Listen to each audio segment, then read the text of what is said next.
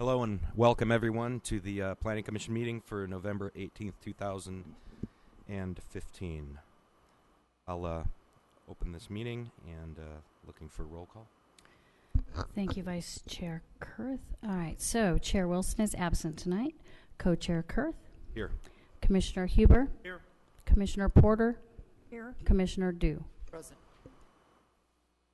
And if you'll all please rise for our invocation and pledge of allegiance. The invocation will be by Commissioner Huber and the pledge by Commissioner Porter. Heavenly Father, help us to remember that we are here to serve, not to be served. Remind us daily of the many who need to be helped. Guide us to be there for others and assist them in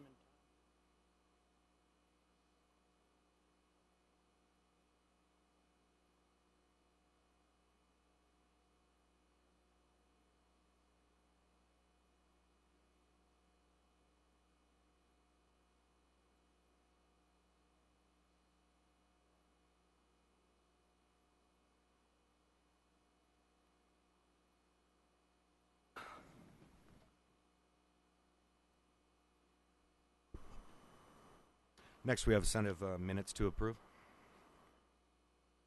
So move. Second. So we have a motion to approve the minutes of the regular meeting of October 14th by Commissioner Dew, second by Commissioner Porter. I'll call for the vote. All in favor? Aye. Any opposed? Those minutes have been approved.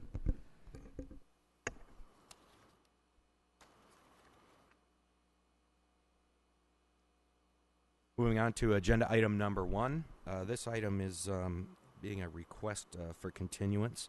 And I don't remember, do I have to open up the public hearing for testimony on a continued item? Okay.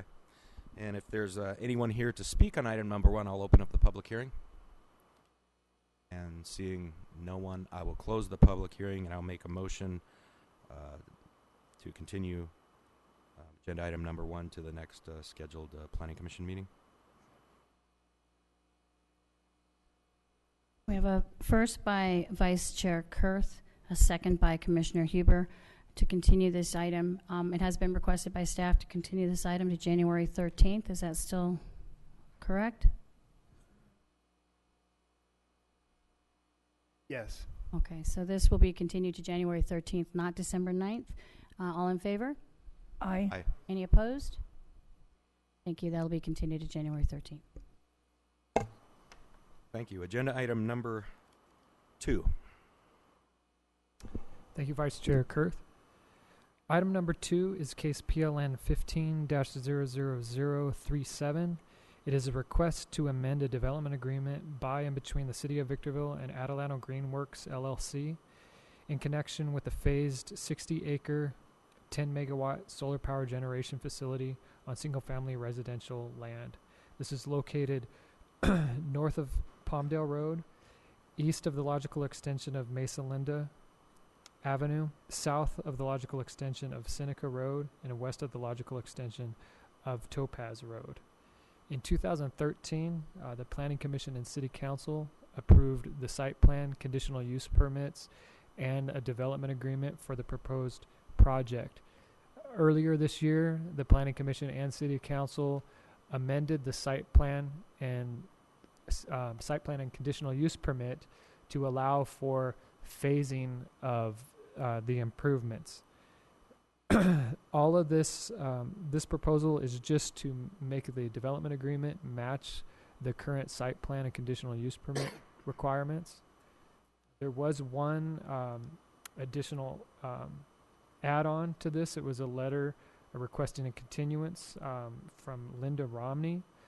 This is the same person who filed appeals in the last process. There's actually nothing new in this letter. What she states is that we actually did provide her all of the information a day before the July 21st hearing, and we actually have not received anything since. So I think there was enough time. If we were going to receive a petition from her, we would have received it by now. So with that, there's actually not any issues relating to this proposal to amend a development agreement that's actually just between the city of Victorville and Adelanto Greenworks. So with that, staff recommends an approval of this. We're here if you have any questions. Okay, thank you. Are there any questions for staff? Okay, then I'll open up. Excuse me, Mr. Chairman.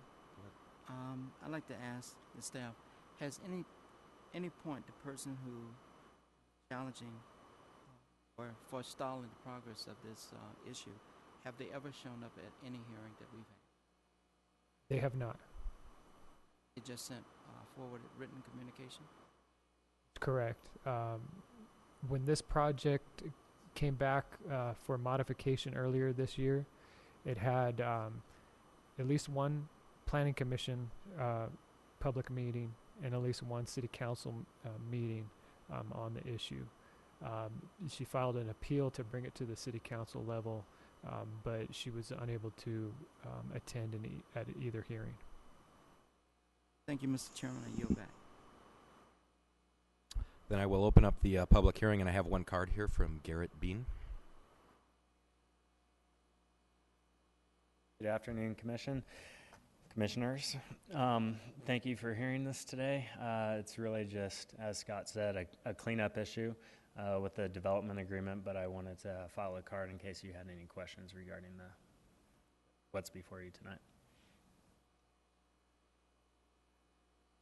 I have none. Thank you. Is there anyone else to speak to us on agenda item number 2? Seeing no one, I'll close the public hearing and bring it back to the commission.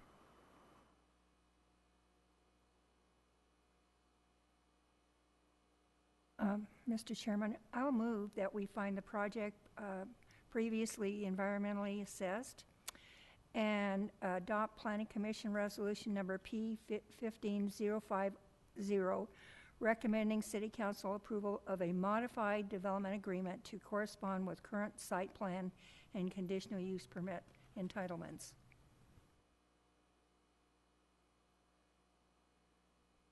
We have a motion by Commissioner Porter, a second by Commissioner Huber. I'll call for the vote. All in favor, say aye. Aye. Any opposed? That project has been approved with Chair Wilson absent.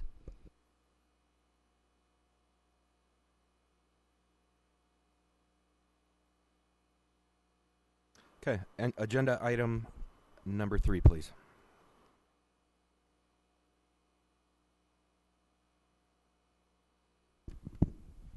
Thank you, Commissioner Kurth, members of the Commission. Agenda item number 3 is an appeal of the Director of Development's decision to deny building permit MIS 15-00191 for an as-built wood fence over 5 feet in height within the front yard area of a single-family residence. As proposed, this fence would be in excess of Title 16 fence height allowances. Specifically, Title 16 states that front yard fences are 3 feet maximum in height, with the allowance of pilasters to extend no more than 4 feet in height. As proposed, this fence, as part of this appeal, is 5 feet 4 inches at its peak and 4 feet 9 inches at the low point, exceeding Title 16 standards by an average of 1.5 feet. Through the course of this appeal process, staff did attempt to remedy the situation with the appellant and the representative, offering to refund the appeal fees and permit a fence that would meet Title 16 standards. Initially, they had agreed to move forward with that option. They since chose their mind. That's why it's on this hearing date in November rather than October, because we missed a deadline to bring it forward to that meeting. With that, staff recommends that the Planning Commission uphold the Director of Development's decision to deny the fence based on nonconformance with Title 16 standards and the inability to obtain an encroachment permit from the engineering department because the fence is within the right-of-way currently. However, should the Planning Commission find that this is a unique circumstance and its approval will not be injurious to the public health, safety, or welfare, there is a resolution included and an ability in Title 16 to make a minor deviation finding if it's a unique situation and will not be an issue to the health, safety, and welfare. So there is provisions in the staff report should the Planning Commission wish to act that way. Staff would caution, though, that this would set a precedence in a R1 zone. Historically, when staff processes minor deviations, which can usually be done at the administrative level, they've only been on lots that are zoned for more than half acre. So historically, that's been the position of staff, and that's why minor deviation was not brought forward initially for this proposal. I'm here to answer any questions if you have any. I have Mr. Chairman, may I? Are you aware? Well, first of all, let me say this. I'm aware that a number of people. I don't think this is the first. Like, we know it's not the first, and it's not going to be the last. How often have you found people opposed to fences that have come before the commission? Give me a number. Is it 10, 20 people? I don't know.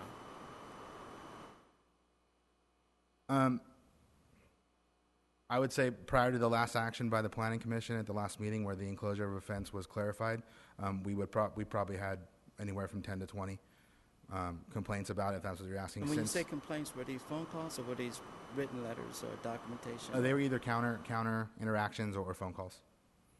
Counteraction, phone calls. Counter interactions meaning people coming to the counter asking for the allowances of what a fence height could be. We have that documented? That shows that number? Yes, that show. I'd like to know who they are. If I was to ask you, like, I want to check the records, find out who these people. There's a reason for this. Do we have a record of those individuals? We have a record of everyone who comes to the counter, but their Okay. description of what they say their business is there is mixed, and sometimes there is no note, so it would be very difficult to pinpoint exactly who it was and what people came. It's a sign-in sheet, in other words. Okay.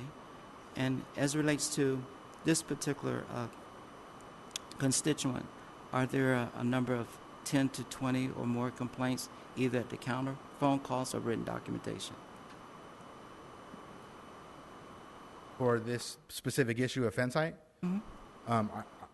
I wouldn't think we'd have any specific documentation other than the sign-in sheets. Okay.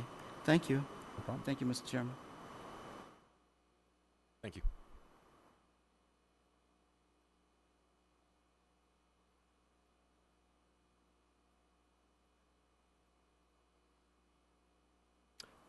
I'll go ahead and open up the public hearing, and I do have a handful of cards here, so I'm just going to call each of you up in the order that I have the card.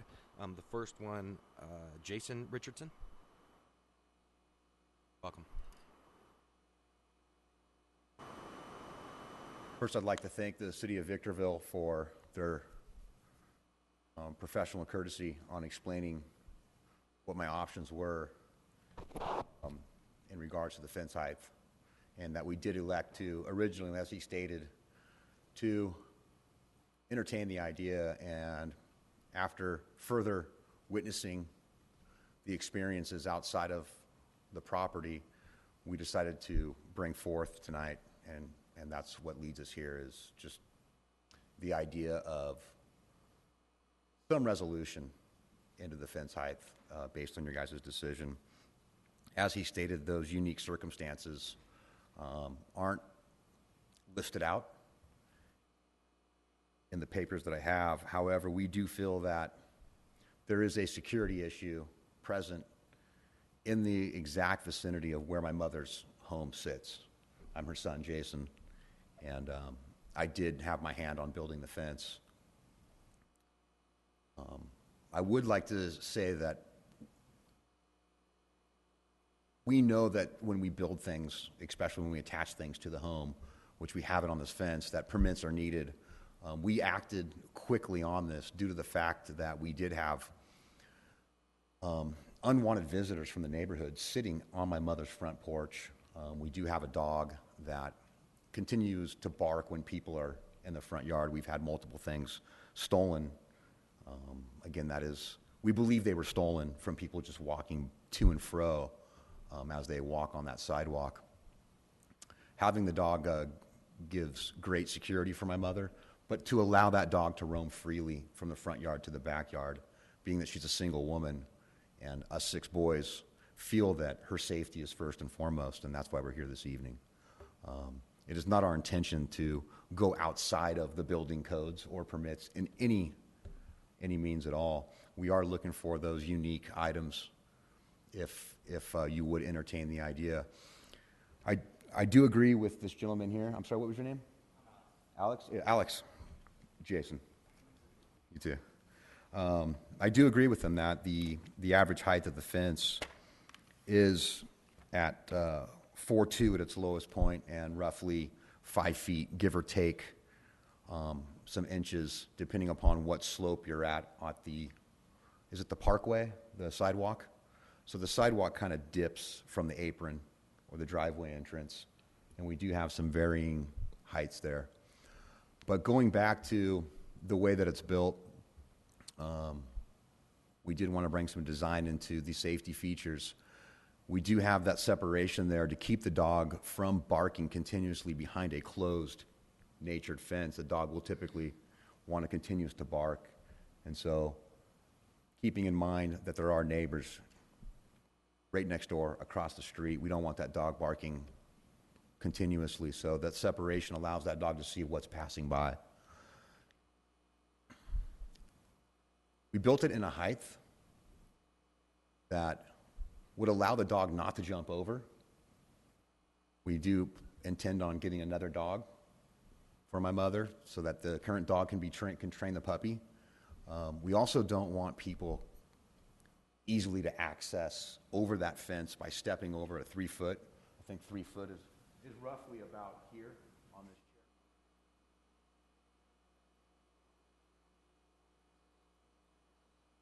I know the dog could too as well. We just don't want people to have access into our mother's front yard. She doesn't look it, but she's 76, 77 years old. And she does live alone. She loves her home. We've begged her to move in with some of us boys, but she's very independent. And again, we just are asking for those unique circumstances to be entertained. I don't know what that list looks like on your side, and I'm not here to make a list up. So thank you for entertaining. Thank you. I have a question. Yes, ma'am. Mr. Richardson. Are you a licensed contractor Yes. with the city of Victorville? No, I'm a licensed contractor in the state of California, CSLB. Are you aware that in any city that you build anything in, you have to be licensed by that city?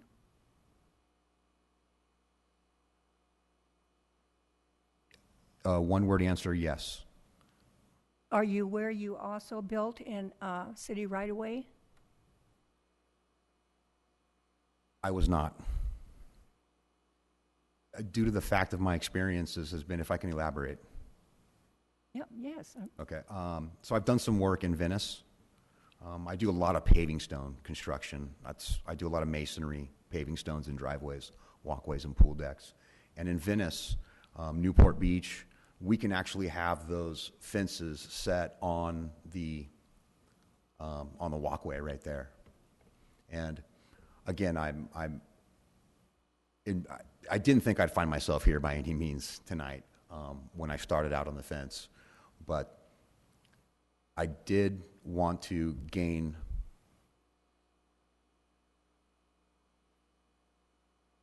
we cannot control what comes into the neighborhood, but we can control what comes onto the property. I don't know what that law looks like. I don't know what that right is, but I feel that my mother should feel safe at her home, and before the fence, she did not feel safe.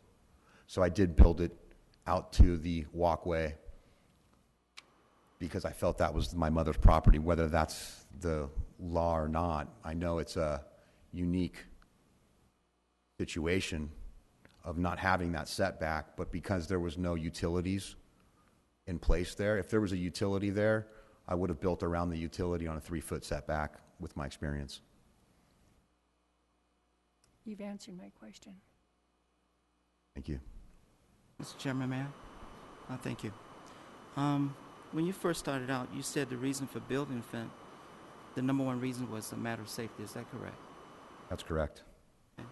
And you also indicated that you're interested in a resolution with the commission, and even though we say, this is my language, no more than at least 3 feet, but no more than 4 feet. Are you willing to make adjustments to the fence to fit our code? Absolutely. Okay. And also, you mentioned the fact that there's been some sort of trafficking within that street as it relates to probably burglaries, break-ins, crime. Is that true? Absolutely. Have you or any family member of yours called the sheriff department? I personally have not. But my Has any family family member called the sheriff department Yes. regarding break-ins, correct? Yes.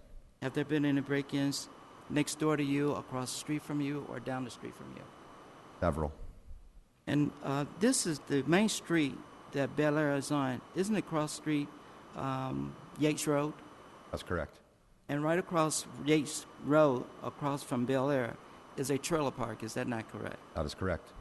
And has there been elements from that trailer court coming over to the private residence of the Green Tree community where you live? That is correct. And that is why I said that we cannot control the neighborhood, but we can control the property, my mother's property. The reason why I'm familiar with that, I also sit on the San Bernardino Sheriff Information Exchange Committee, and I have means of gaining information regarding, and people have made me aware of things like this. And so I thank you for your testimony today. And if you have other individuals who are willing to support having a fence, please bring them forward. Thank you, Mr. Chairman. Questions? Okay, thank you. Thanks. And I have another card from Brian Richardson. Good evening. I don't know who took the picture, but it might have been an ant, or because the fence doesn't look that overpowering. Maybe it's, I can see they were sitting down when they took the picture. I can see the rear view mirror. But the whole thing, the real issue here is strictly safety for my mom. I actually live with her part-time. That's my Suburban out front. But we've had people literally at 2 o'clock in the morning sitting right next to the front door arguing from the trailer park. There's drugs being sold out of the trailer park.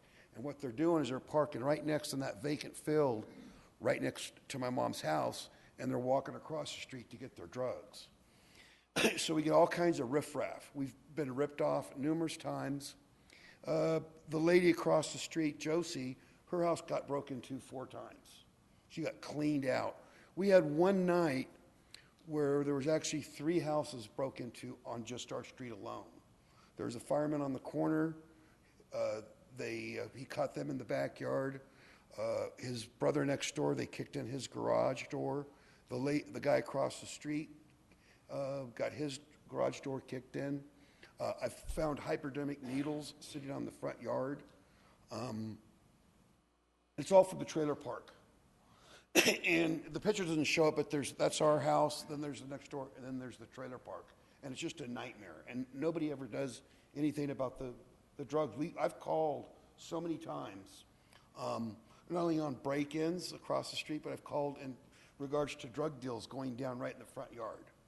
And it's scary for my mom. It's real scary. And we just want her to feel safe. And the only way that we can feel that we can make her safe is by having a dog in the front yard.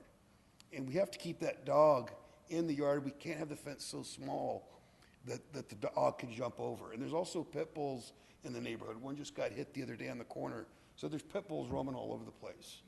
I'm afraid to get on my bike without my pepper spray and go for a walk. My mom doesn't even go for a walk anymore, so we can't have pit bulls coming into the yard. But yeah, just break-ins. And there's a house 3 doors down that's been vacant for 3 years, and it was just a hangout. People would just hang out there breaking. I mean, the cops have been over there probably about 30 times at this vacant house, and nothing's done about it. And we get nothing but compliments on the fence. You have a nice fence. It makes the neighborhood look nice. We just want my mom to be safe. We don't want her to live in fear. We don't want anybody to break in and hurt her. And that's why we're here. Thank you. Thank you.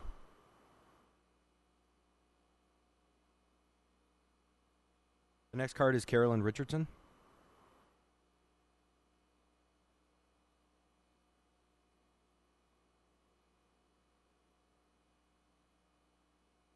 Hello, and thanks to all of you for listening to us today. You've just about heard everything that has been happening at my home. Like I said, I am Carolyn Richardson. I do work full-time. I love the idea that I can come home at night and my dog is in my front yard. He knows me. If somebody's walking by, he barks at him. He's an Australian Shepherd. He's an awesome dog. He's not a vicious dog, but he's a big enough dog that keep people away. If I don't have that fence, then we will contain him in the backyard again, is what we will do.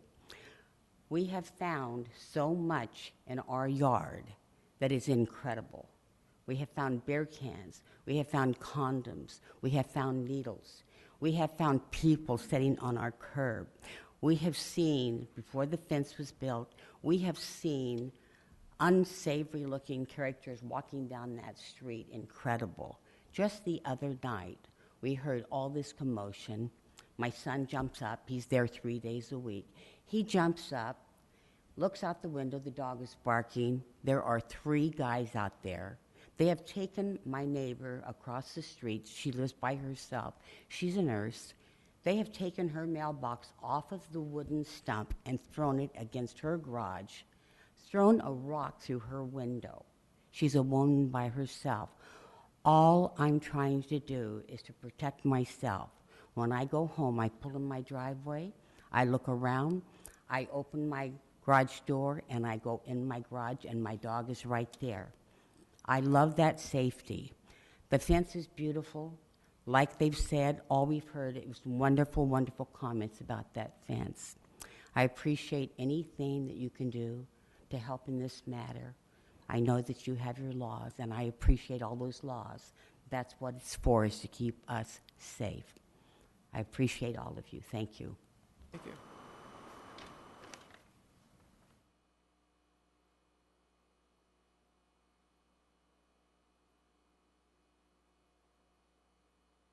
Next one is Laura Macedo.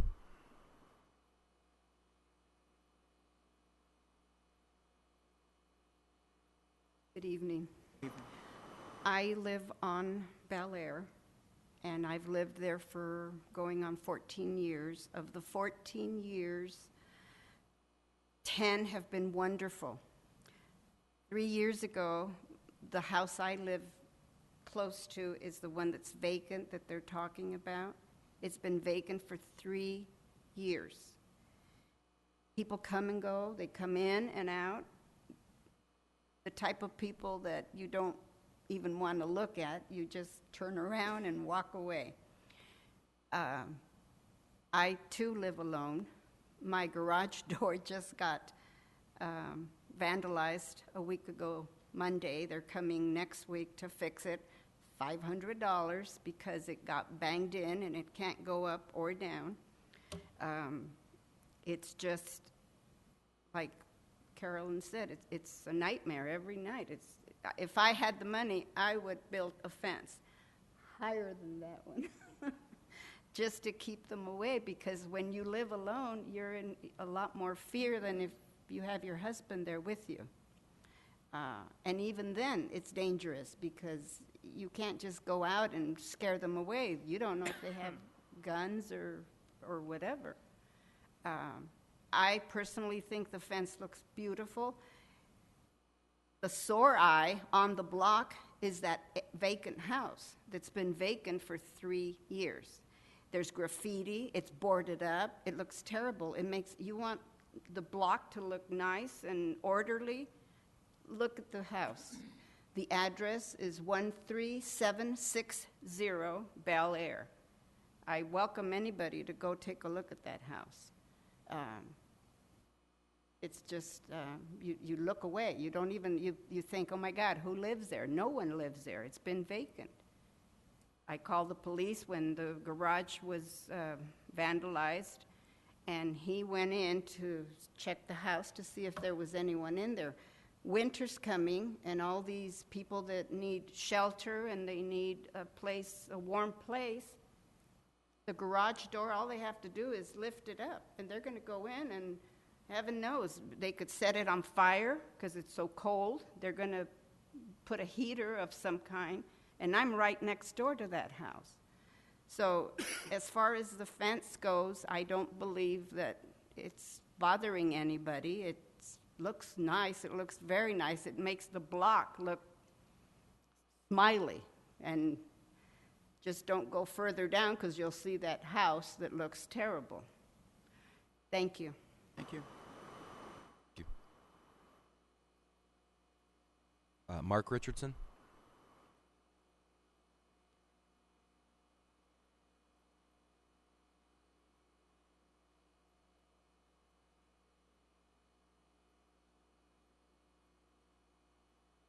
Thank you all.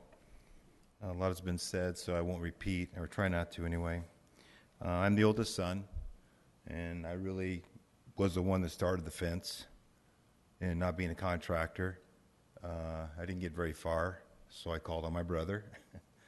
And of course, maybe from my house, he may not have jumped so quickly, but from my mom's house, he jumped and we got it done. This is a true safety factor. There's several reasons that have not been mentioned that I want to make sure that you understand. We had thought into the fence. Number one is we wanted to make sure that the dog did not get in, and other dogs would not get. Our dog would not get in, out. Other dogs would not get in. We also wanted to make sure that if my mom fell in the front yard and was hurt, that neighbors or anybody walking by could actually see in through those slats. Because safety it's about everything about safety. I also wanted to make sure that safety, that if the police department needs to drive by, they can see in those slats. If the fire department needs to come by, they can see, and with the way the fence is designed with wood, it can be broken down immediately. So we didn't just think, we thought it through a little bit.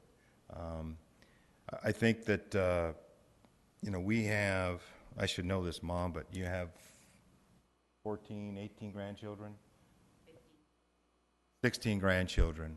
Now, when we're sitting in the house and there was no fence and there's people walking by that, are not like us, who are responsible people, you can't really enjoy yourself. And those grandkids range from, newborn now to 30 years old.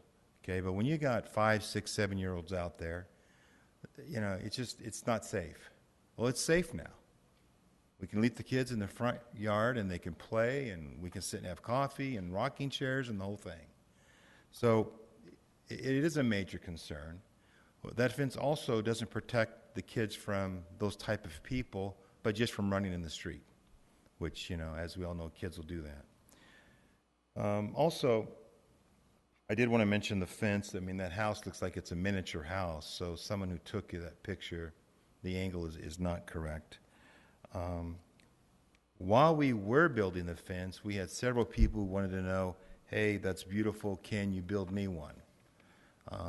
So the idea is catching on because of safety. I do think that, I don't know if is Rodney Napri or Napis here this evening? Is Rodney here? I'm here. Oh, you're here? And so your property is the 2 vacant lots on the other side? Okay. And so do you live in the neighborhood at all? Yes. Oh, where do you live? I live on Excuse me, sir. Okay. Excuse me, sir. We have to address the commission. He's not on mic in this. Oh, I'm sorry. Okay, I apologize. Okay. He will, I'm assuming Mr. Napier might want to speak afterwards. Are you going to want to give testimony and speak to the commission when he's done? Oh. Okay, so we'll be hearing from him. Okay, thank you. I apologize.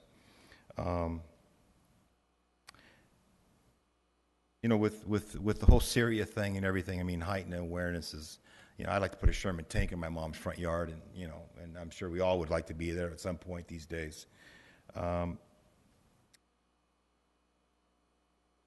know we have codes. I'm actually in the surety business. I bond contractors doing mega million projects. So I know we have codes. I sat here, I watch how you made accommodations for this property because it's the benefit of all. I value the Constitution. I give that copy of that to every new count I have. I'm an American independent because I don't want to go on either party. I want to do what's right. The Constitution was created, and it had its own Bill of Rights to make adjustments. If necessary, 4 feet in height would probably get the same thing done. So I want you to know that. As far as the easements go, didn't really see where the easements would be. I don't know who asked that question. I mean, if there was a fire hydrant right there, we obviously, that would be a problem. So I just like you to consider any.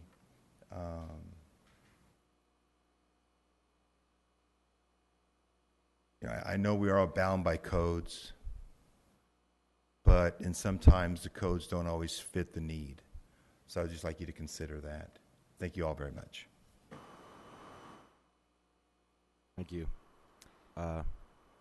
Adolfo Gade? Not sure if I said that right.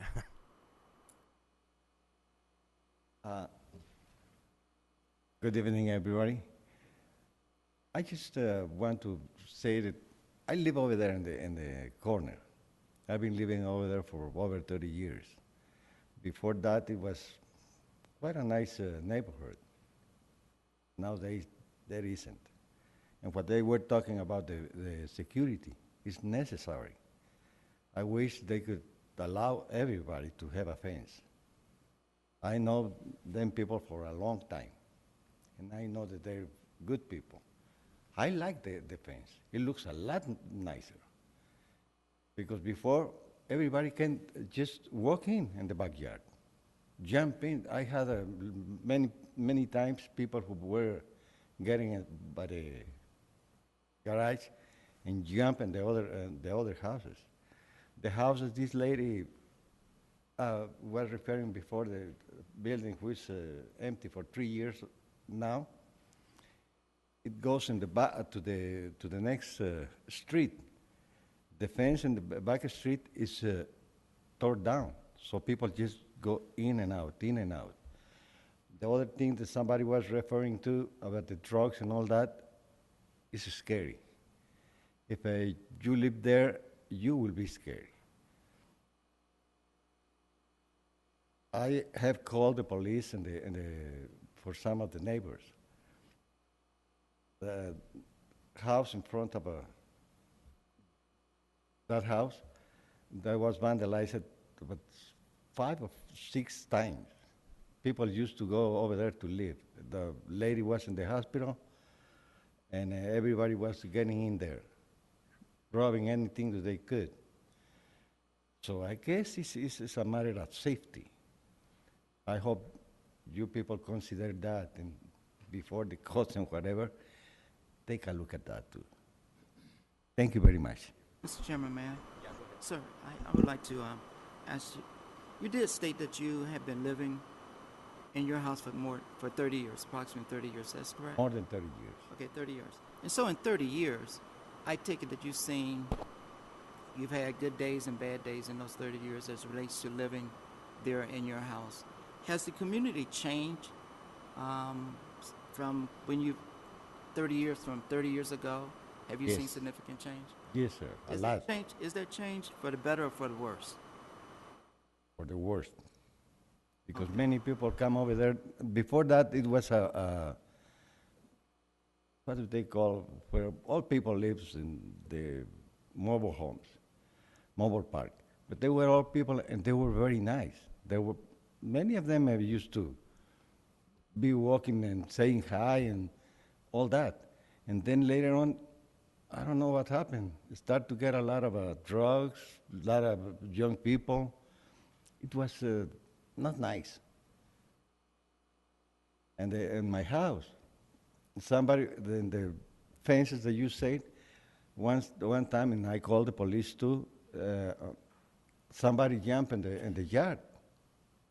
Lucky that I was driving around to park my car, and I saw them. They just took off. Many times little things that I have in the yard, they steal it. I think it's a very good idea to let the people to have those fences. Besides that, it looks a lot nicer. It's nice and more secure. Well, I thank you for your testimony, sir, and I yield back to the chairman. Thank you. Thank you. Thank you very much. That's the cards I have. Is there anyone else here to testify on this item? No, I don't think so. I don't have a card, but you're welcome to. Good evening. My name's Rodney Napier, and it is a nice fence. Just a couple of problems. Not built on the property line. It's 6 foot out, too far out to the street, and it's too high.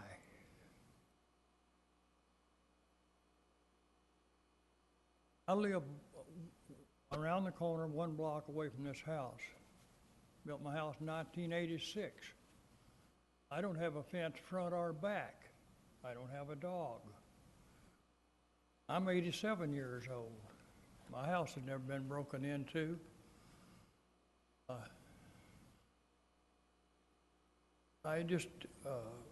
own the property across the street, diagonally across, and I intend to build a house there, and I don't want to look at this fence that high. It's a good-looking fence, but it's too close to the street, and it's too high.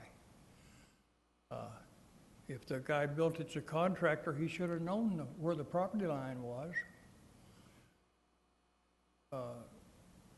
The building department is very strict on setbacks, overhangs, property line, side easements, front easements, back easements, and I have to comply with all those requirements when I build a house. And I don't want the neighborhood, if everybody built a fence like that, it would destroy the neighborhood.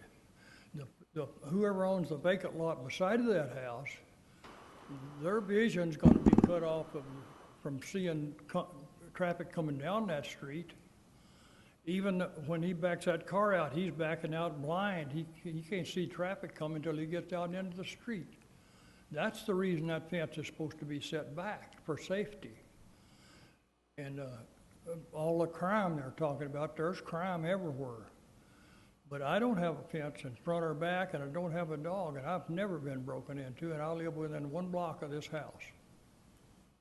I'm strongly opposed to that fence being out that close to the street, and it is too high. It's a good-looking fence, it's just not built in the right place. Sir, Mr. Chairman, may I? Sir, I'd like to ask you a question or two. You said that you, in your testimony, you said that you live 1 block away from where this house is, correct? Yeah. And that will leave me, so I'm familiar with this community. That will leave me, do you live in a cul-de-sac? Yes. You live in a cul-de-sac? Yes, and so, my house backs up to the golf course, and there's lots of people up and down that golf course, but my house has never been broken into. I understand that. And with that said, that your house has never been broken into, that cul-de-sac doesn't have the same amount of pedestrian traffic such as Bel Air. Probably not, no. I don't think so. It has the traffic in the back because there's a lot of people that walk from, there's apartments straight across the golf course from me. They walk across that, and there's a vacant lot 1 door over from me, and they come through there. And your property is not anywhere close to this trailer park that the petitioner is indicating is a problem. I own a vacant lot diagonally across the street from this fence here, but I live around the corner in the cul-de-sac. But the trailer park is nowhere close to you, because that's on Yates Road. Yes, it's just up the wash, across the golf course, and just up the wash. There's a wash, comes behind there, comes behind the trailer park and behind my house. I'm in that same neighborhood. Yeah, but I'm familiar with your street, that cul-de-sac. I'm very familiar with Green Tree. I am very familiar with it. I want to thank you for your testimony, and I appreciate it. I'm a little hard of hearing. I'm not hearing well. I said I thank you. Thank you for your testimony today. Thank you. Thank you. And I yield back to the chair. Thank you. Thanks. Is there anyone else here that wants to speak to us on agenda item number 3? Seeing no one, I'm going to close the public testimony and bring it back to the commission for a decision.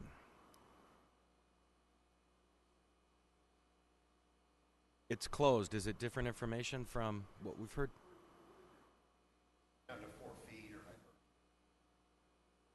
or I'll open up the public hearing if you'd like to give a proposal. yeah, we if it's possible, we can knock the fence down a little bit and keep the arches, but make the top part 4 feet and like 3/6 on the bottom, so it would reduce it by about 1 foot in most places. If we could have that adjustment, we can make that. But that's all I wanted to say. And to move it out of the city's right-of-way setback? To move it back where it should be? We'll do whatever's necessary to keep the fence. Okay. So my mom stays safe. So if we got to move it back, we got to move it back. I believe that our code says 3 feet and 4 feet, 4-foot pillars, right? 4 foot for the pillars, and the lowest point would be 3 feet.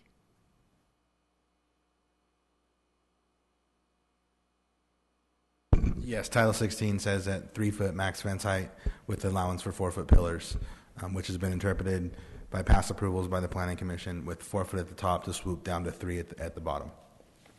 And what would they be able to get with a deviation, Alex?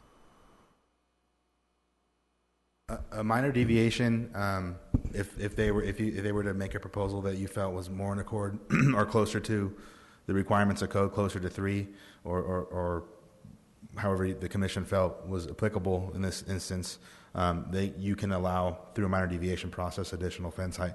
So that could be a 4-foot pillar with a 3'6" centerpiece. That would still not meet current code, but it would be closer to the requirements, and it wouldn't exceed anywhere the max height of our longstanding 4-foot. But when they came in to get a business license and a permit, that could be determined by the director of development. So they would know at that point that you have to move back behind the city's right of way. For the setback, right? For the setback, 100%. Nice looking fence, and I really do. I understand what her concern is, because I got broken into October the 31st. So, and I happened to be there. So I know that that's important, but it's also important that we have some standards. And if the dog isn't a jumper, he's not going to go anywhere anyway. So. Oh, we got pit bulls that kind of roam, and dogs getting in too. So it's not a matter of just keeping him in; it's keeping the other dogs out. But yeah. 3'6", something like that can keep the dogs. Brian, if you could come up to the microphone just to make sure she can hear you. Okay. We're just looking for something that's going to work. If we need to lower it a little bit to make it look more aesthetic for the neighborhood and be closer to the code, we're willing to do whatever it takes to. And move it back? Yeah, we can move it. And get a permit? Yeah. And get a license? Yeah. Requirements. Can I make a question? Can I make a comment? Go ahead. Since everybody likes the fence, and if we could ask for leniency on the code, if this gentleman was to break ground building the house across the street, okay, we would immediately, take the fence down, do whatever we got to do, okay, if he breaks ground, okay, because he's the only one complaining. All the other neighbors love the fence, I don't see where the police would have an issue. If for some reason there's an easement issue that you would have to enter the property, then we would take the fence down immediately at the portion. There is an easement problem right now. It can't be abutting the sidewalk. It's not a legal fence. That's what we're saying. And what's the purpose of the easement? Utilities running behind the sidewalk.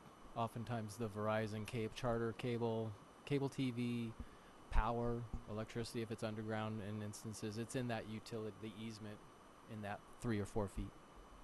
That 3 or 4 feet area? Behind the sidewalk. Behind the sidewalk. It's also a side issue. The utilities actually, Vios and all that, they run on the side of the house. They don't run in the front yard.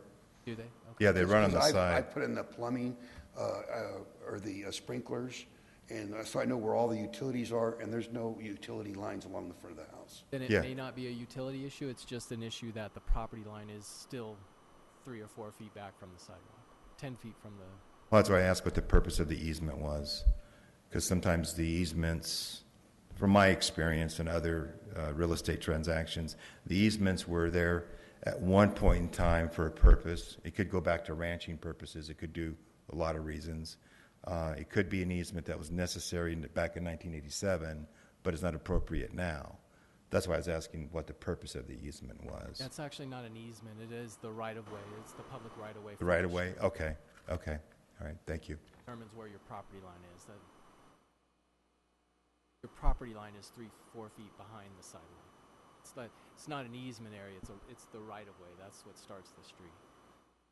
Oh, I see. So 3 feet past the sidewalk going towards the house? Well, that's 4 feet, 3 feet, depends on the width of the sidewalk, depends on the measurement. You'd have to have the property surveyed or something to know exactly. 12 feet. See, if he's built in this neighborhood, he knows, but every neighborhood could be a little bit different. Right. But that could be in the cul-de-sac area too, Sure. because this is Main Street. It could be 7 foot different. cul-de-sac, it's 12 foot on the street where you're at. Right. Property line is 12 foot back from the curb is where you're. Let me ask you, sir, would you be agreeable that if you broke ground over there in the house, we would take the fence down? Again, Mark, your Okay. testimony. Yeah, we shouldn't be Okay. debating back and forth. Okay, with I'm the, sorry, I apologize. Audience members. Okay, I apologize. And what we talked about is just to reconfirm, from the back of the sidewalk, if there is a set distance. It might be 3, it might be 4 feet, it might be a little bit more. That's up to the actual property line that is not owned by the homeowner, but it can be used. A lot of people put grass right up to the sidewalk because it looks nice, but it's not owned. Sometimes utilities are going through there, sometimes they're not, but it is an easement because in the future they may need to. And Okay. so that's the reason those are All set right. back there. Thank you And very that's much. pretty important. Yeah. Okay. Thank you. Okay, I'm going to go ahead and close the public hearing now, and I'm going to bring it back to the commission for discussion. Mr. Chairman, from the testimony given by the appellant, it's clear to me that they're willing to make the necessary adjustments to come within code. I heard the director speak with Alex about what was possible in exceeding the code reasonably.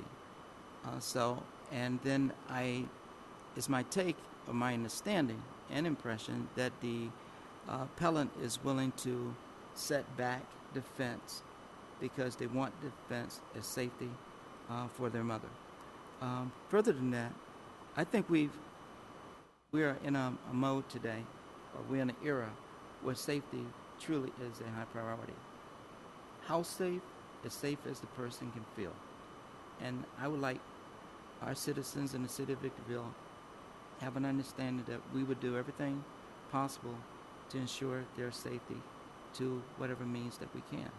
So that's my position. I'm willing to support option number 2 with adjustments. And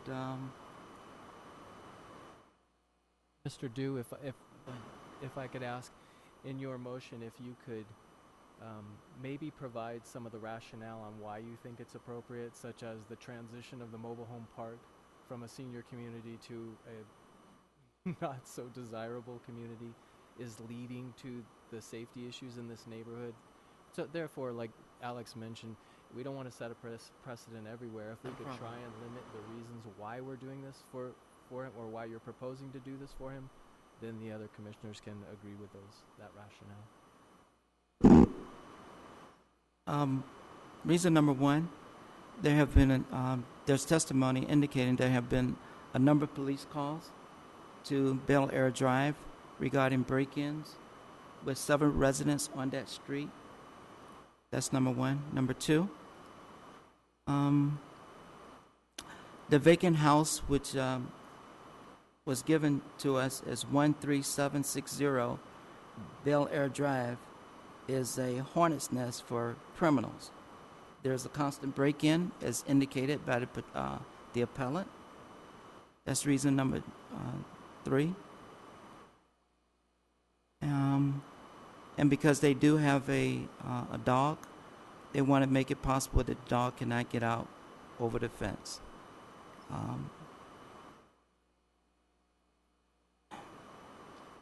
And I'll say reason number 4. The sheriff department can only respond so many times. And so we will exhaust enormous resources and funding of the sheriff department if they constantly have to come to Bel Air Drive or elsewhere within the city of Victorville. Whatever small measures we can take, or any petitioner can take, or appellate can take to minimize that cost factor, we can use those resources as relates to public safety by law enforcement elsewhere. So that's my 4th reason. Excuse me. Does that include, you don't mean for the fence to stay on the right-of-way line, right? No, I do not. You want that It part will move taken back. down? It will move back. And they're willing to reduce the height a certain amount? That's the understanding that they gave.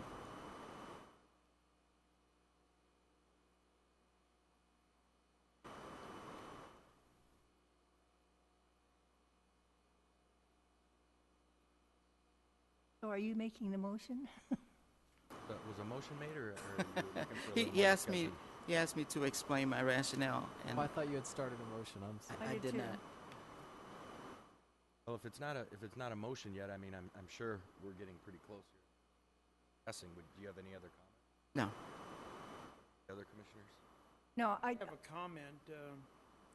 This was approved, we approved a 4-foot fence from 3 foot, 4 foot to 3 foot in 2015.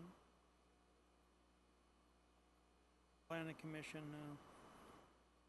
council. I thought it was 3 feet in the front yard, but Alex will Okay, clarify. 3 feet to 4 feet. I mean 4 feet to 3 feet, right? Yes, prior to the single-family design guidelines, it was 4-foot standard all the way across, and the single-family design guidelines kept the 4 foot, but then dropped the average, so to speak, the main part of the fence to 3 feet and allowed a 4-foot pillar to maintain the 4-foot height, but just not all the way across the front. And that grew from the strategic planning session, and in order for aesthetics, for safety, for visibility of the street.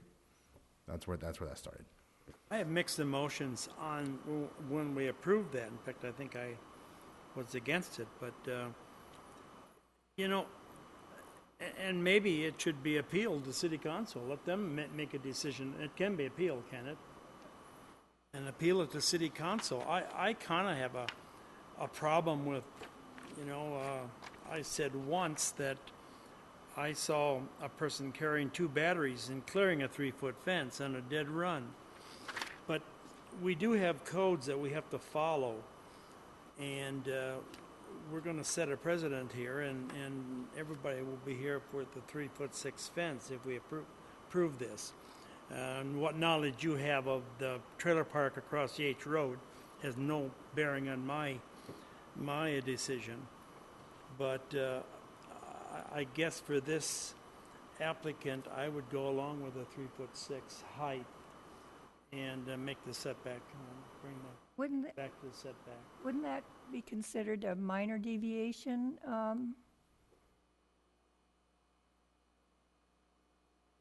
It would be a minor deviation. The way the resolution is written, if you choose to go 3'6" in the center and with a 4-foot max, the way the resolution's worded is that you can make that finding now and approve that rather than have the appellant go through the minor deviation process if you choose to.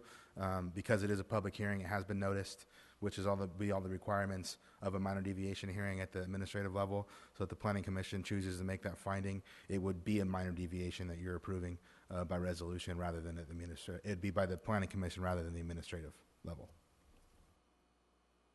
It seems to me if they would meet with staff that they could get it resolved, and they probably could have gotten it resolved a lot earlier, because as long as they get out of the city right of way, and as long as they lower, and that would take care of the site problem also, and as long as they lowered the fence substantially, where it wasn't, I mean, if it's 3 feet 3 inches, that's not going to burn any holes in anything.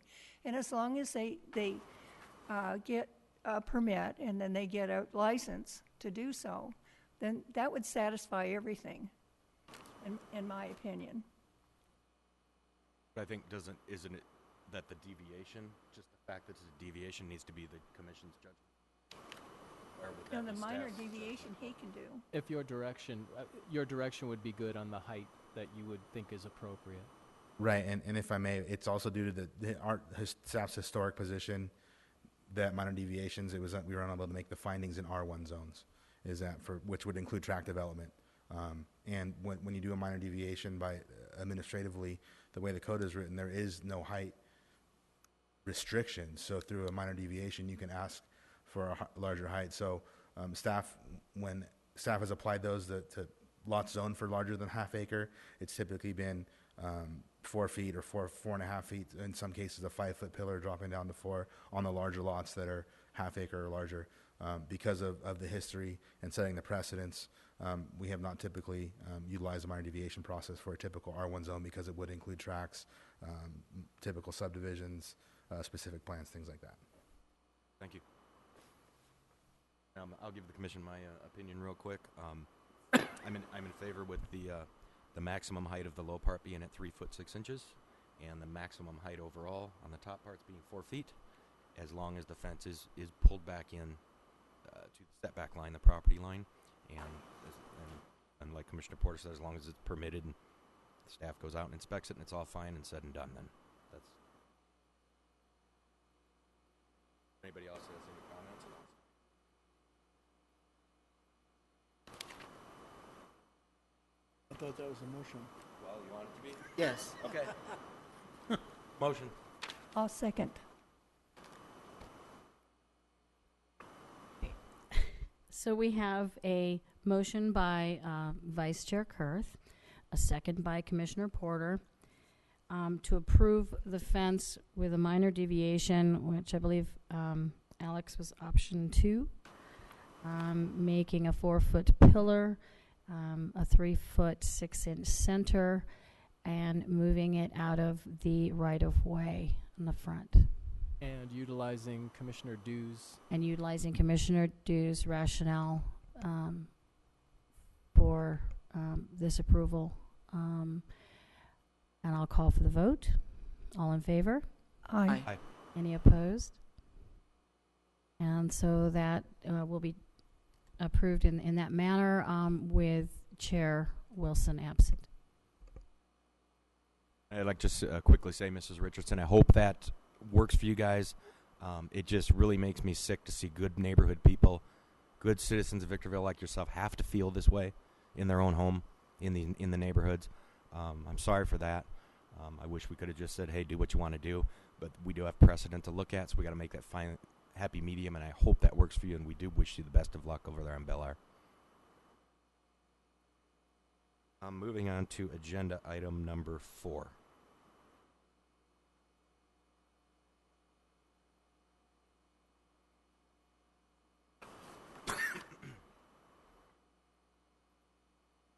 Agenda item number 4 is a recommendation for a continuance to December 9th. The chair should open the public hearing and then continue it to December 9th. I'll go ahead and open up the public hearing on agenda item number 4. Is there anyone here to speak to us on number 4? Seeing no one, I will close that public hearing, and we will continue. I'll make a motion to continue this item to the next meeting, which is January. Oh, it is December 9th. Second. Second. All right, so we have a motion by Vice Chair Kurth and a second by Commissioner Huber to continue item number 4 to the December 9th Planning Commission meeting. All in favor? Aye. Aye. Any opposed? So that will be continued to December 9th, our next regularly scheduled Planning Commission meeting with Chair Wilson absent. Thank you. Chairman, I have a conflict on the next item. I got property in these areas.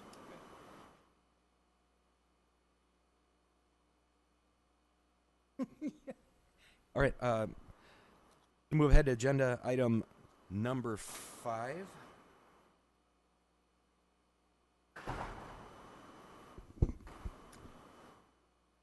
Commissioner Kurth, members of the commission.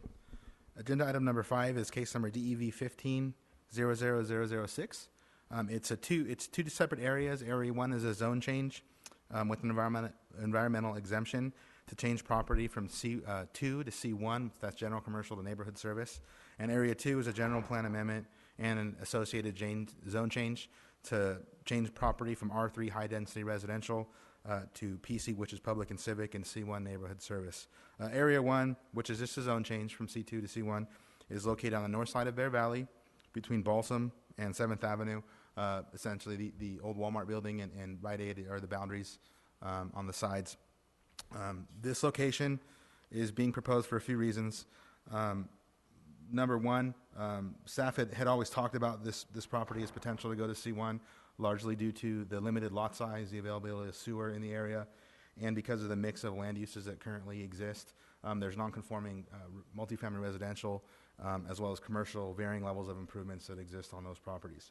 Another reason staff brought it forward at this time was because a local real estate broker had come to staff looking for the potential because of the potential expansion of land uses, churches, assembly uses, other things that staff found could serve the neighborhood residents there because it is abutting residential on the north side. So with that, we took her worksheet, done her footwork to get letters of support from property owners as well as local real estate agents and brokers who supported the change to C1. So that's why it's being proposed, and staff supports the Area 1 zone change. Area 2 is a general plan amendment as well as a zone change. This area is brought out of necessity due to the existing land uses. In this area, which is currently zoned high-density residential, you have a city well site as well as a fire explorer's post. Those are both typically going to be in your PC, public and civic zone district. They have no business being in an R3. The other location on the corner, through a recent Planning Commission approval for the expansion of a non-conforming use and reestablishment, that site in the past was converted to commercial use. It had been operated variously as office uses, medical office most recently. So when we took that case forward, it was with the understanding that the Planning Commission knew that a zone change could be coming to convert that to C1, which would fit the land use and what's actually there. So that's what Area 2 is for. With that being said, staff supports this as proposed and recommends approval. Thanks. And I do have one card here, Miss Vida Adams.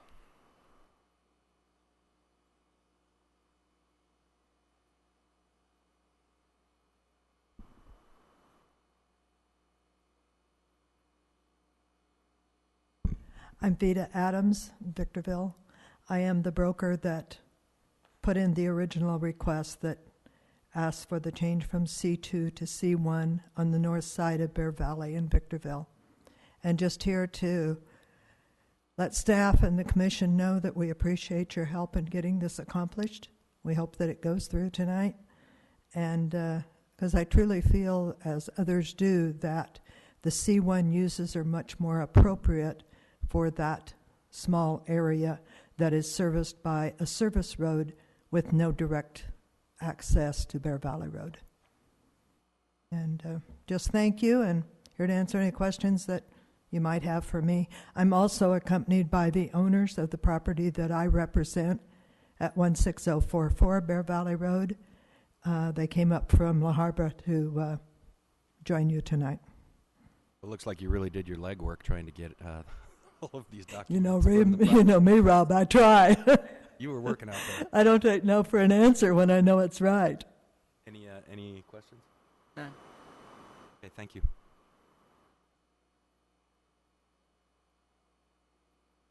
I will. Is there anyone else here to speak to us on item number 5? Seeing no one, I'll close the public hearing and bring it back to the commission.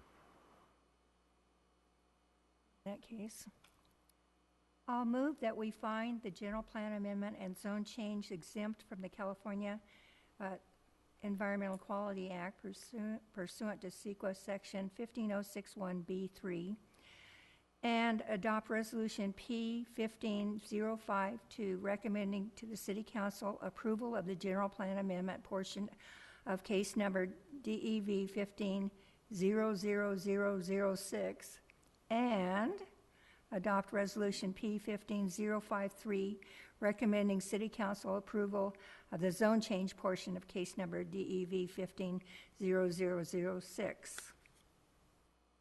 Second. We have a motion by Commissioner Porter, a second by Commissioner Dew to recommend City Council approval for this item. I'll call for the vote. All in favor? Aye. Aye. Any opposed? So that has been approved with Chair Wilson absent, Commissioner Huber recused and absent from the vote.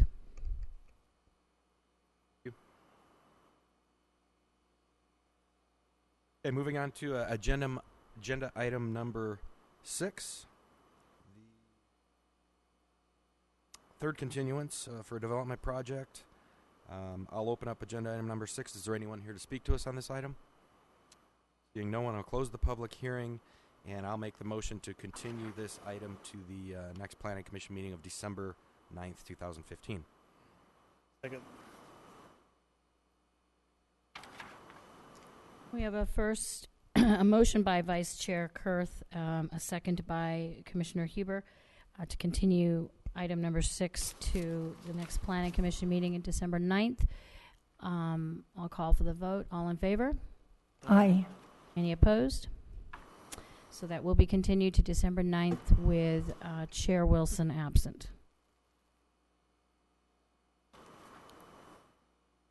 Okay, item number 7, suspension agreement values.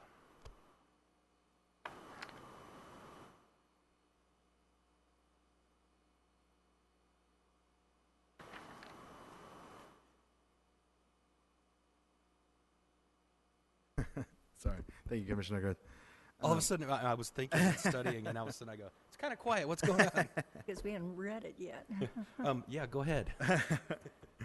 Agenda item number 7. This is a new business item. Commissioner Porter had previously requested to discuss the threshold values for public improvements.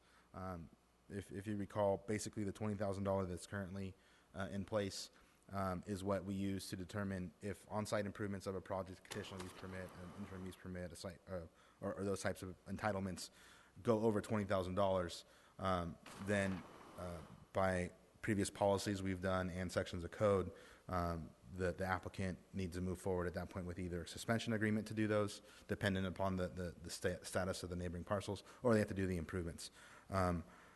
What I gave you first in the package that you received was a history of the values, where they began, and the ordinances that approve them.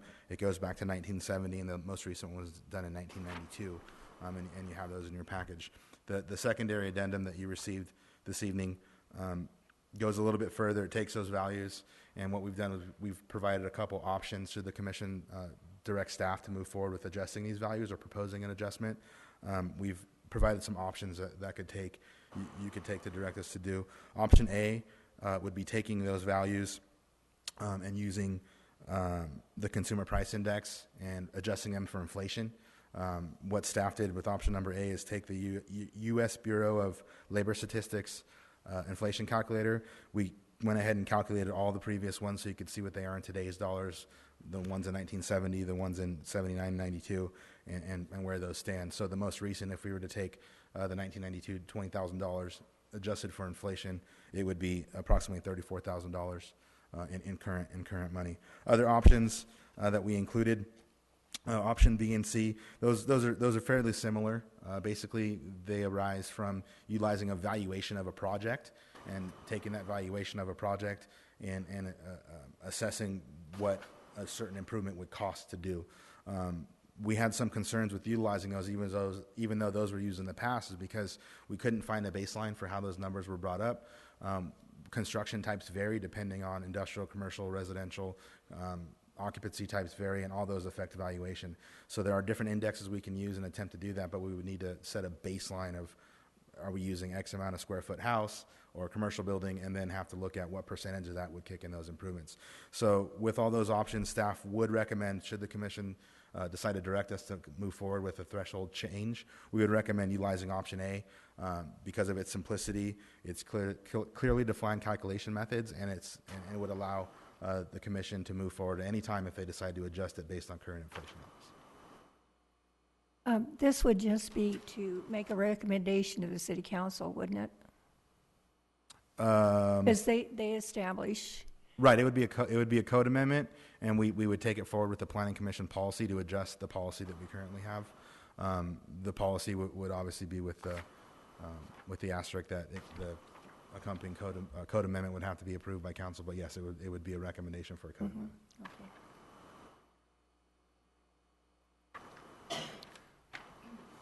Well, I think you've done a thorough job. I really appreciate that. Pretty good. I think you kind of brought that up, did you? Yes, that? yeah. Does this kind of seem like in line of...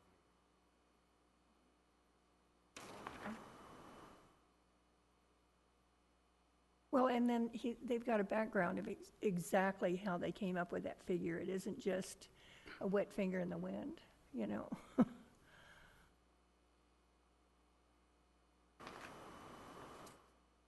So, do you want a motion, or does anybody else have anything to say?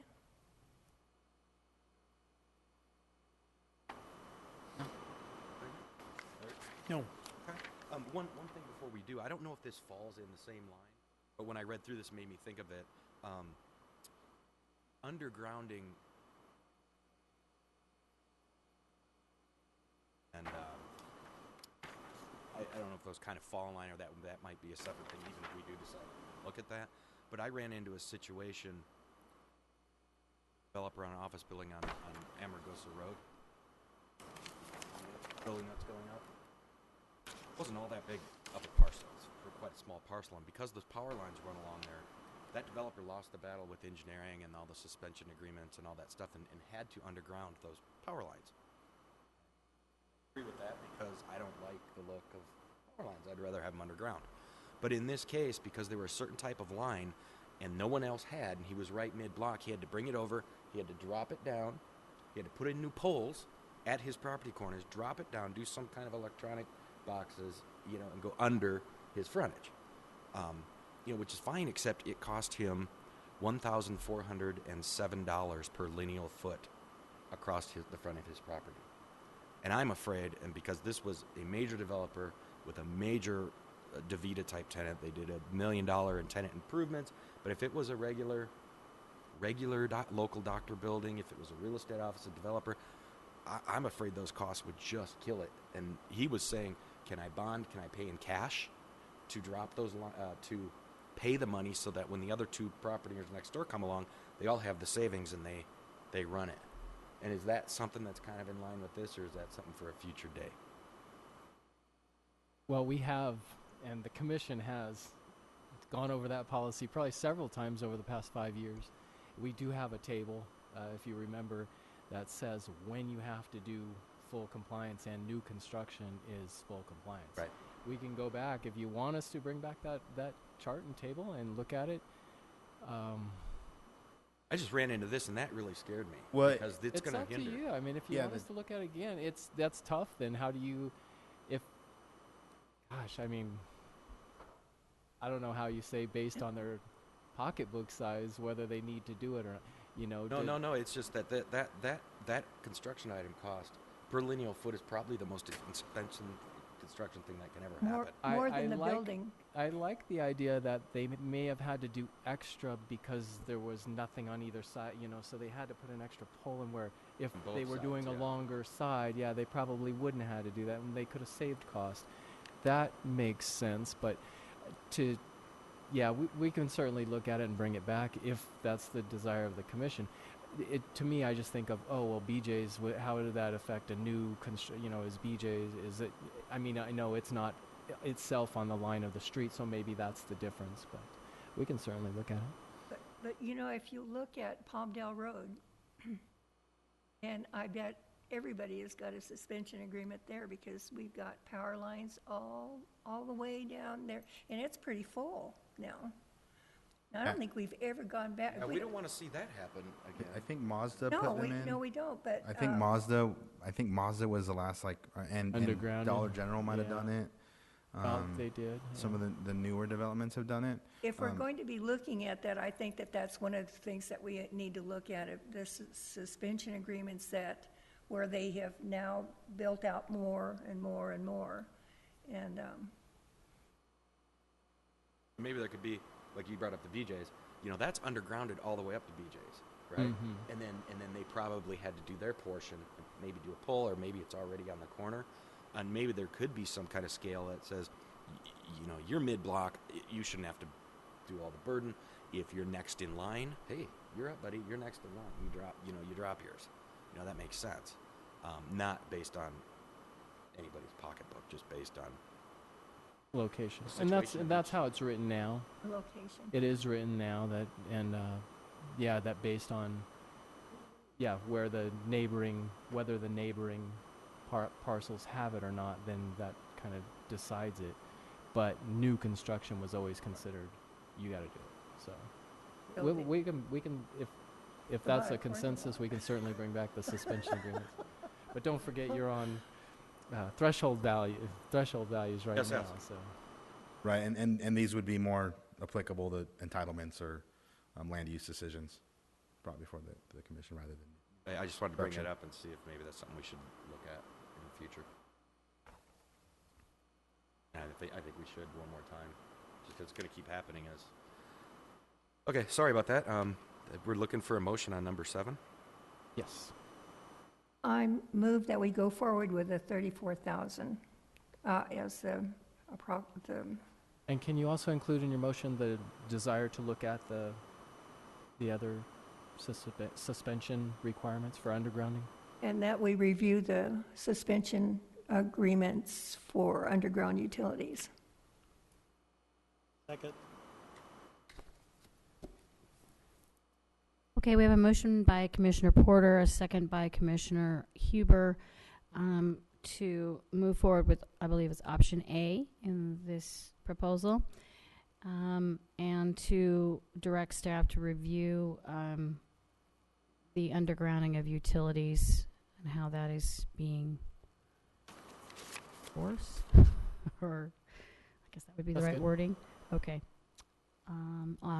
Call for a vote. All in favor? Aye. Any opposed? And so that will move forward to create an amendment to the code or to the general plan and be before you at a future meeting with with Chair Wilson absent. Thank you. And I failed to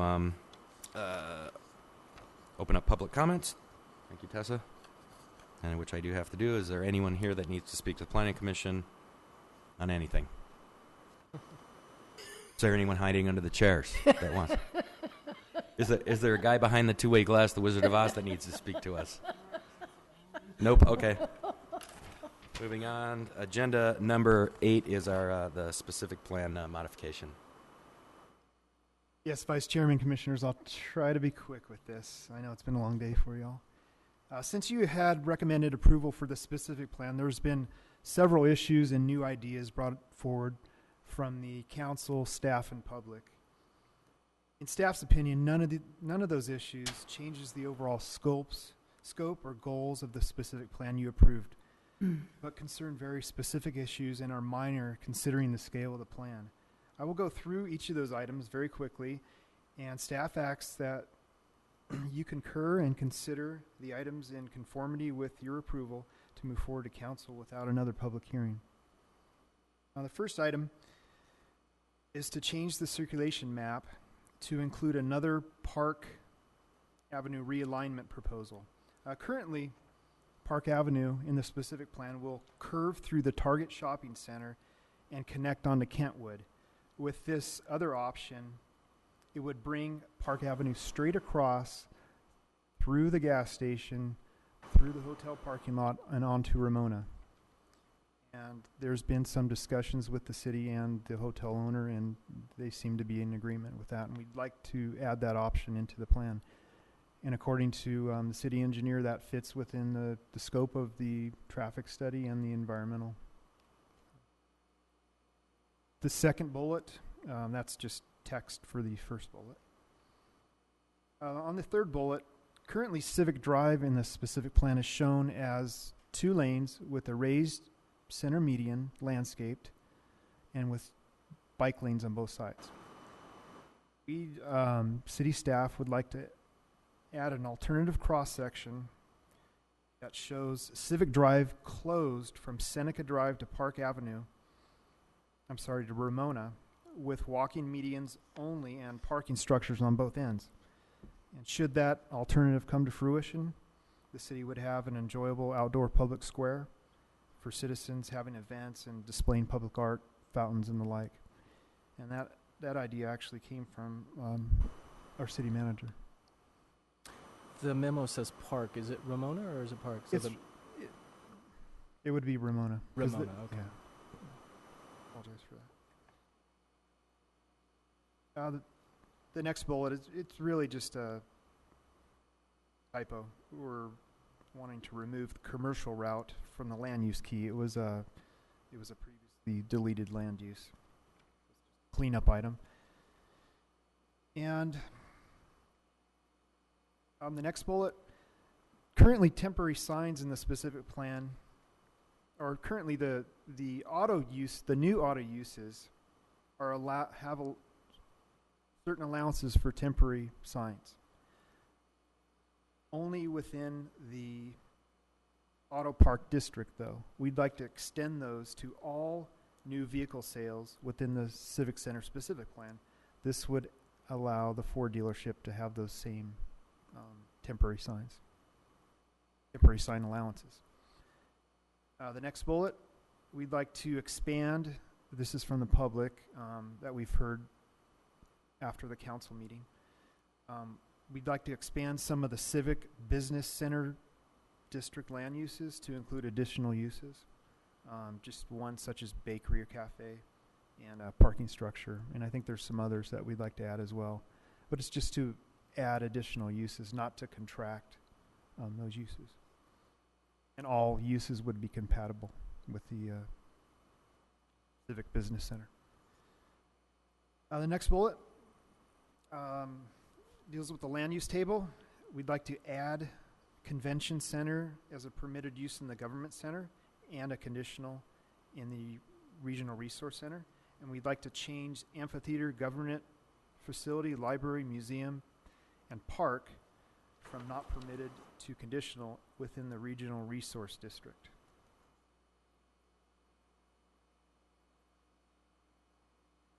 Background on that, the hotel has been some talks with the city to possibly do maybe a convention center in their adjacent in the parking lot to the east of them. So we'd like to allow that allowance in there if that ever comes to fruition. Following bullet, Alex, this was maybe more of you, but I have it in here still. To revise the accessory uses section for clarification to include uses otherwise permitted in the district. And I believe that came from the public, but I don't know if you have any questions. Alex could answer that one. Following bullet, revise the incentives to include the donations of lots, properties for parks, pathways, and civic uses. To revise the incentives section, and that came from the public as well. And the final bullet, this is new. This has to deal with the idea of Kaiser moving over into the Target Center. But we wanted to, we looked at trying to find a way to do that. And in the implementation zoning section, we wanted to add language to allow for the Planning Commission to add or change contiguous zoning within the plan area for flexibility. It would read something like, the Planning Commission may adjust district boundaries of adjacent zoning when it is determined to promote the vision of the specific plan in conjunction with the proposed projects. For example, Kaiser currently, right now, is in the office campus district. They wanted to actually move and take over the possible vacant Target. The Planning Commission could look at that and change the civic mixed zoning district to the office campus to allow for that. We'd like to do it in that fashion rather than for that act to go to the commission, to the council for a specific plan amendment. We'd rather have it, if it's contiguous only, and the planning commission finds that it fits within the plan, you could approve that. And I believe those are it. So I'd like to ask the commission if they feel those changes require another public hearing, or you okay with moving on to council? Yeah, thanks for going through that. Any questions on these? I'm okay with moving it on. Yep, okay. Me too. Do we need to make a motion on this? Yes, please. I'll go ahead and make the motion to accept the additions to the Civic Center Specific Plan Development 14-00001 as outlined in the memorandum dated November 18th, 2015 from Chris Borchert, Director of Development. Second. So we have a motion by Vice Chair Kurth, a second by Commissioner Huber, to accept these additions and move this item to the City Council for approval. I'll call for the vote. All in favor? Aye. Any opposed? All right, so that will move on to the City Council for approval, hopefully, with Chair Wilson absent.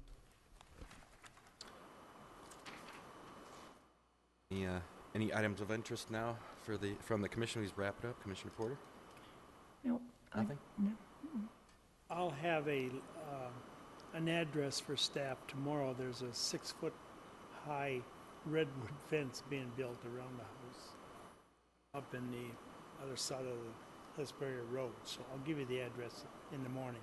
It's about half completed, so should get somebody on it because it's totally illegal. That's all I have. Commissioner Duke? Yes, thank you, Mr. Chairman. First of all, I want to thank the staff for the workshop that we attended earlier. I think this is a step in the right direction to be all-inclusive. And I think that's a good thing. And as I had stated earlier, I think it's important to rethink, review, and then revise anything that we care to do. I would also like to express my condolences regarding the tragedy that occurred in France as relates to security. And my final thoughts are is that I believe sincerely the city of Victorville cares to do all it can to improve the life of every person within the city of Victorville. And it starts with the commission, and the staff, and it goes to the city council. Thank you. Everyone got a lot of work done today. There was a lot of information we went through, so thank you, everyone. And meeting adjourned.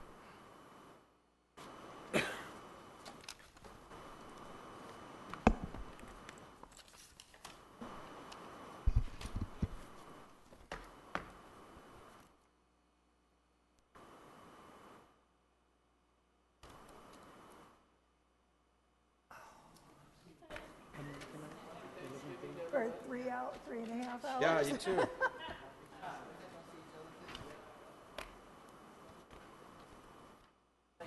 I won't be here in December. Cabo San Lucas. Cabo. No, not fishing. I don't fish anymore. Been there and done that. Going to Cabo Wabo?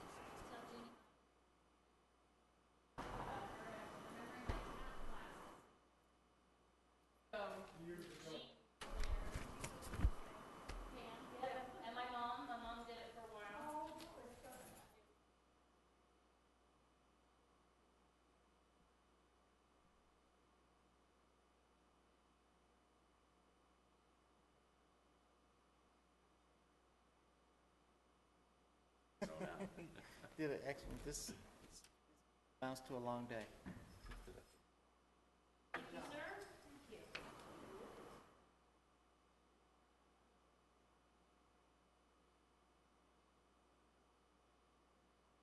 Here's a card.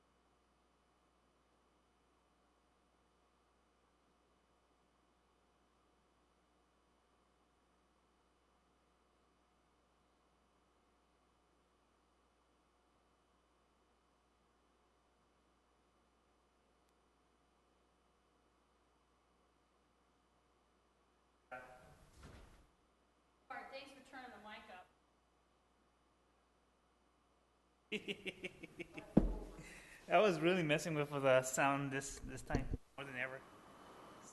Like someone would come up to the podium, it was loud, and I had to lower it, and then the next person would be like really low voice.